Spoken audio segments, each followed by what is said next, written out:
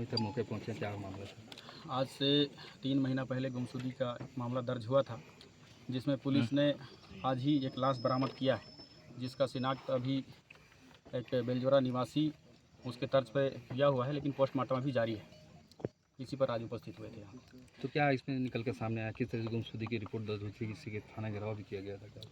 बिल्कुल, इसमें आरोप ये लगाया गया था कि किसी कॉन्ट्रैक्टर के द्वारा उक्त व्यक्ति को उठाकर टॉर्चर करके हत्या कर दी गई है।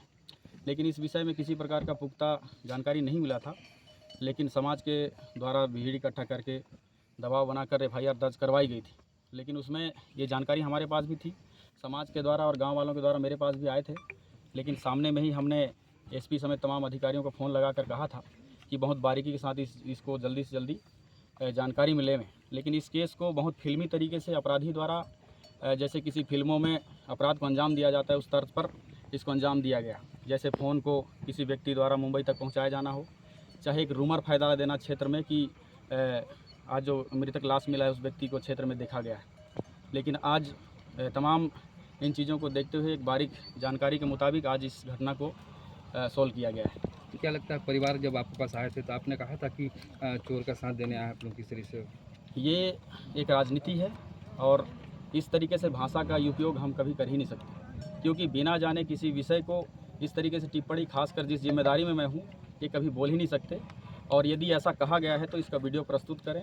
इसकी हम घनघोर निंदा करते हैं कि केवल राजनीति के लिए इस तरीके से आरोप लगाया जाना बिल्कुल भी अनुचित है। और आज जिस हिसाब से क्षेत्र की जनता देख रही है कि चाहे वो 13 साल की बच्ची 3 साल से गैप थी, आज इस परजोर अगुवाई में ही उस चीज़ का केस भी सॉल्व हुआ है। और आज हम भले ही लेट हुए हैं 3 महीना, लेकिन निरंतर पुलिस के अधिकारियों के साथ संवाद करना, या इस केस में मैं भी खुद भी बैठकर इस विषय को जानने की प्रयास किया है और सहयोग भी किया है।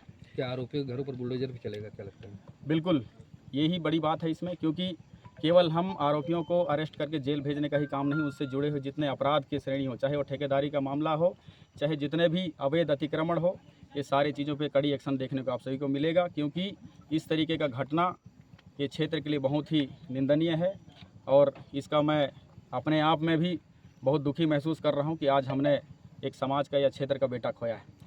अपने सामने पोस्टमार्टम होता देख, आज जिस हिसाब से पोस्टमार्टम का दृश्य देखा, उससे ये पता चलता है कि जिस हिसाब से इन्होंने इस घटना को अंजाम दिया है, उनके साथ कठोर कार्रवाई होनी चाहिए।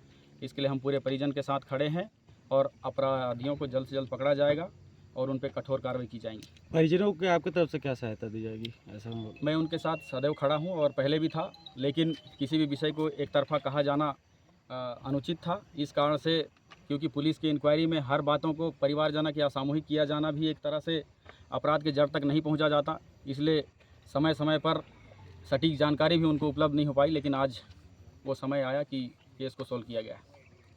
ठीक है।